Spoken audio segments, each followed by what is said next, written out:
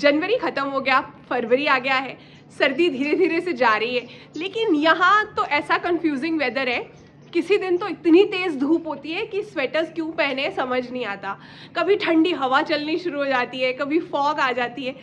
तो confusing weather है इस वक्त, लेकिन इतना पता है कि सर्दी अब धीरे धीरे से चली जाएगी। तो अगर हम फरवरी मार्च में कुछ ऐसे गार्डनिंग टास्क कर लें जिनकी मदद से हमारा स्प्रिंग और समर गार्डन जो है ना वो नेक्स्ट लेवल हो जाए तो बढ़िया हो जाएगा ना।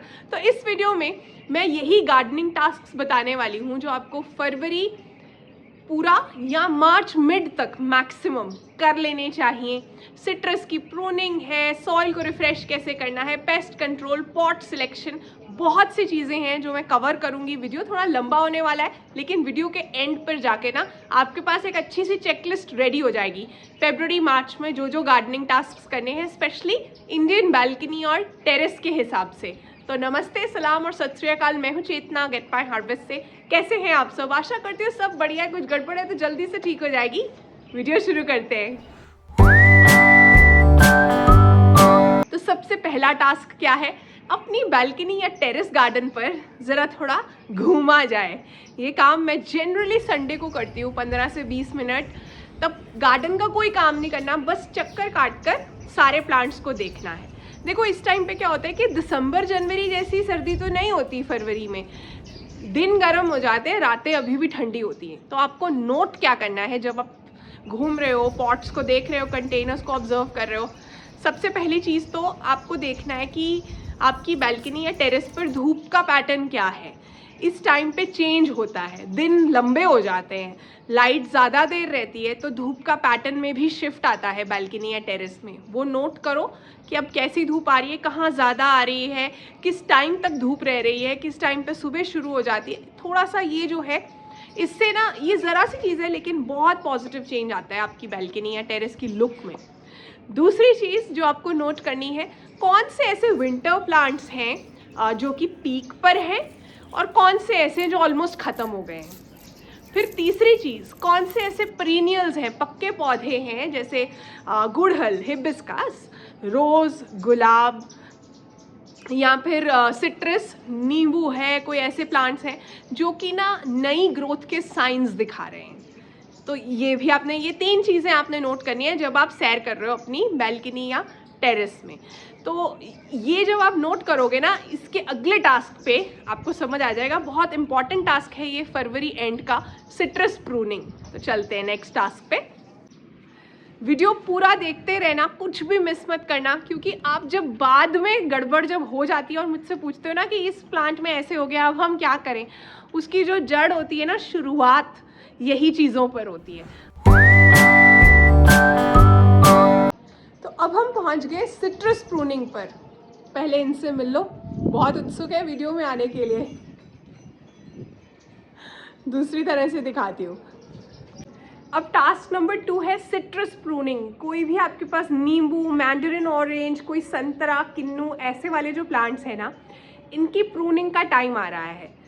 अब कैसे कैसे टाइम आता है आप ये देखो कि जो तो है south central India, Maharashtra, MP तक, ये तो अभी कर सकते हैं प्रूनिंग, क्योंकि वहाँ कोई फ्रॉस्ट का डर ही नहीं है। उसके ऊपर आ जाओ, इस वक्त थोड़ा सा डर होता है अभी, तो आप मिड फेब एंड तक, लेट टू लेट मार्च तक वेट कर लेना। बहुत तेज़ गर्मी नहीं शुरू होनी चाहिए, तब आपको सिट्रस को प्रून कर देना है। कौन से एरियाज़ को थोड़ा सा वेट करने की ज़रूरत है, आप कह लो जैसे अमृतसर, लुधियाना, मतलब पंजाब, हरियाणा, यूपी, दिल्ली, हिमाचल, ये थोड़ा वेट कर सकते हैं सिट्रस की प्रूनिंग के लिए। काटना क्या है? देखो, एक तो डेड ब्रांचेस, कोई भी ऐसी ब्रांचेस जो कि सूखी हुई हैं, उनको उस पॉइंट तक काट दो जहाँ तक आपको ग्रीन टिश्यू नहीं दिख रहा है। फिर दूसरी चीज़, आपको काटना है कोई भी सकर्स, बिल्कुल नीचे जो है मिट्टी के पास सकर्स उगते हैं कई बार सिट्रस के अंदर। ज़्यादातर उन पर ना बड़े बड़े कांटे होते हैं, नॉर्मल ब्रांच से थोड़ी डिफरेंट दिखती है वो ब्रांच, वो भी निकाल देनी है, प्रून कर देनी है। फिर तीसरी चीज़ क्या काटनी है आपको, कोई भी क्रॉसिंग ब्रांचेस जो कि आपकी कैनपी के अंदर हवा का बहाव, एयर सर्कुलेशन को ख़राब कर रही हैं, एक ब्रांच के साथ इंटरफेयर कर रही हैं। ओवरऑल शेप का गोल क्या होना चाहिए, ऊपर से गोल होना चाहिए और अंदर खुला हो, अंदर से हवा जा सके, अंदर बहुत ज़्यादा क्राउडेड ब्रांचेस ना हो, ये आपको देखना है। सिट्रस के अंदर 20 से 30% से ज़्यादा अपनी कैनपी को प्रून नहीं करना, ये चीज़ याद रखनी है आपको, क्योंकि एकदम से जब तेज़ धूप आएगी ना बाद में, तब ट्री हो सकता है पूरी तरह से सूख कर मर जाए अगर आपने ज़रूरत से ज़्यादा प्रूनिंग कर दी है। तो 20 से 30% की प्रूनिंग करनी है। अब छोटा सा प्लांट है तो उसकी 20 से 30% प्रूनिंग बहुत छोटी सी होगी, ज़्यादा बड़ा प्लांट है तो ज़्यादा प्रूनिंग होगी, 20 से 30% जब हम कह रहे हैं उसकी। फिर हाइट उतनी रखो जितनी कि आप आराम से स्प्रे कर पाओ, हार्वेस्टिंग ले पाओ। मीडियम हाइट बालकनी के लिए सही रहती है। प्रूनिंग करने के बाद भी अपने प्रूनर को अच्छे से क्लीन कर लेना है। प्लांट को तेज़ धूप वाले एरिया से थोड़ा सा बचा लेना अगर आप मार्च में जाके प्रूनिंग कर रहे हो। और तीसरी चीज़ आपको क्या करनी है, बहुत ज़्यादा एकदम से खाद नहीं दे देनी, थोड़ा सा पानी देना है। वेट करो, 2 हफ्ते के अंदर एकदम से नई ग्रोथ आएगी, बहुत से नए लीव्स आएंगे, इसका मतलब प्रूनिंग सक्सेसफुल हुई है। अब हम पहुंच गए फरवरी मार्च में करने वाले टास्क नंबर 3 पर। देखो, ये टास्क है जनरल प्रूनिंग और क्लीन अप।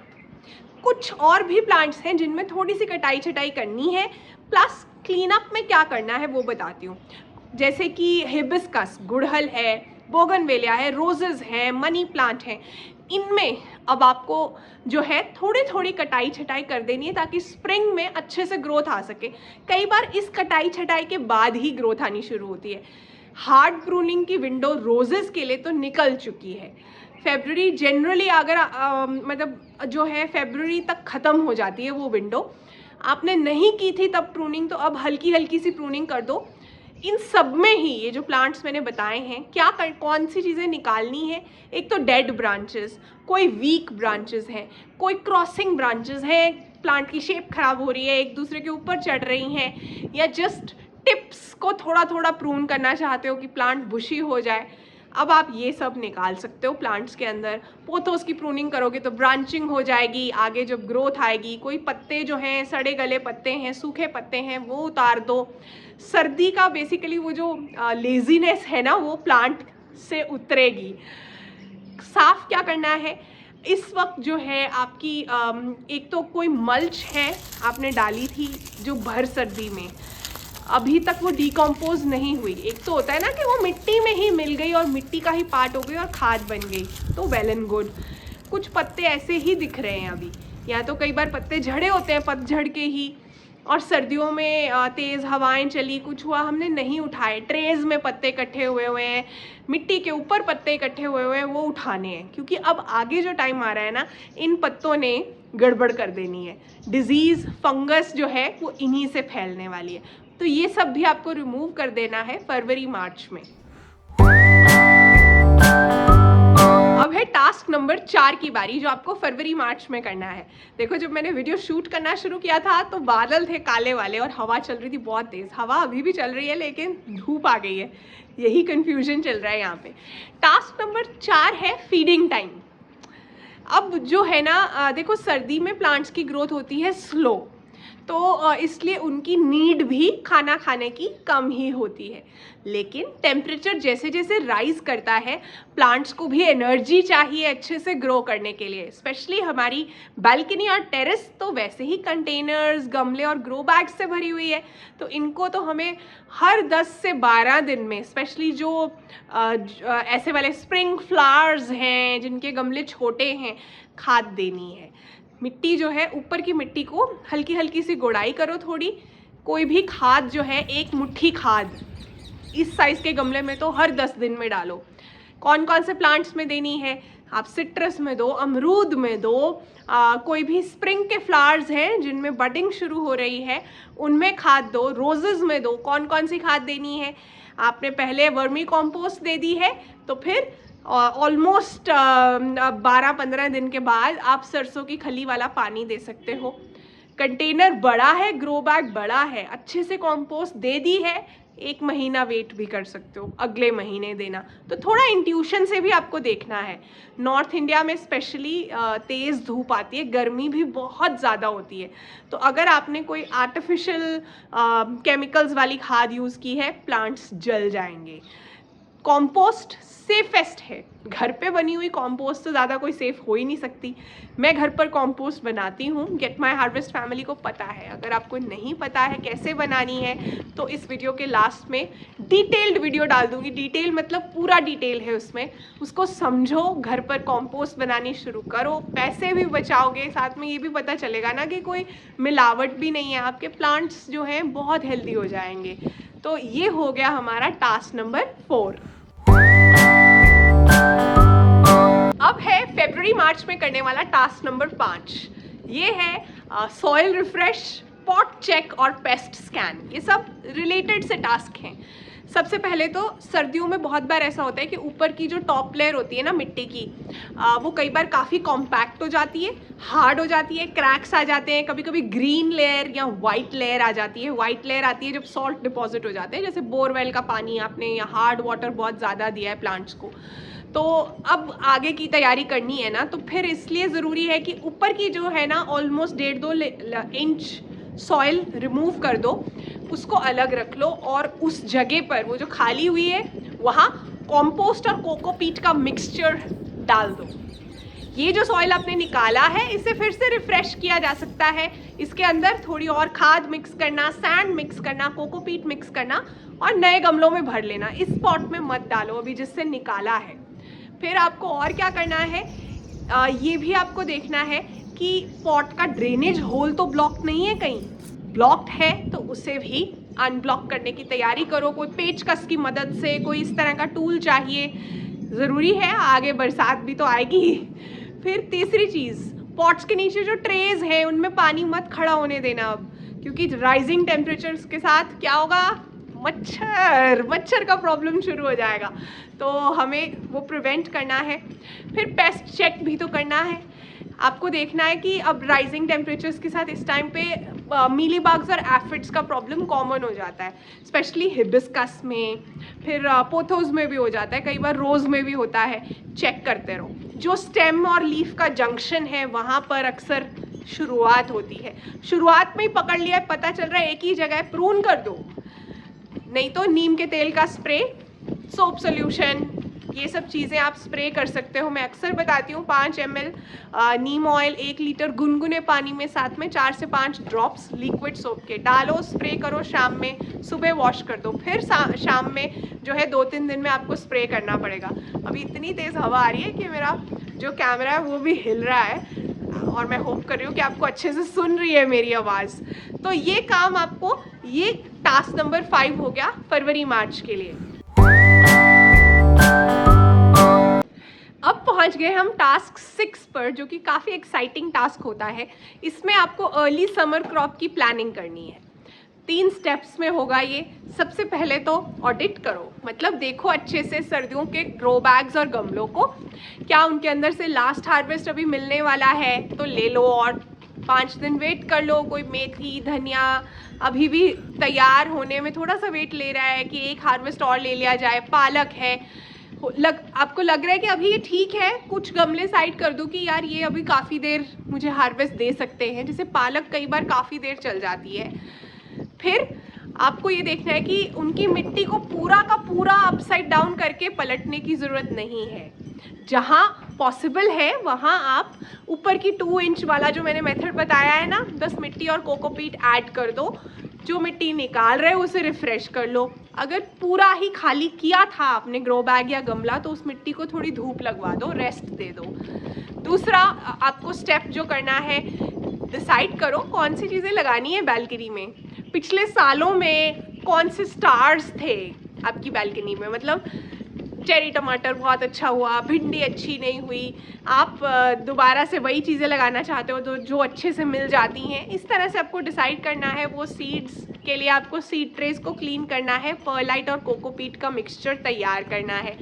तीसरी चीज़, अभी आप जैसे कि बेल वाली जो सब्जियां हैं उनके सीड्स जब आप शुरू करना चाहते हो फेब एंड में, तो कप्स में शुरू करो, डायरेक्टली मत लगाओ ग्रो बैग में। अगर लग रहा है कि सर्दी से बचाना है उन्हें, कप्स को, तो आप कहीं पे भी शेड में शिफ्ट कर लोगे, बचा लोगे ना। तो ये 3 स्टेप्स हैं टास्क नंबर 6 में। तो अभी एक बार रिवाइज कर लेते हैं कौन कौन से काम। सबसे पहले तो गार्डन में चक्कर लगाना है, वो हमारा टास्क 1 है, तभी हम समझ पाएंगे क्या क्या होने वाला है।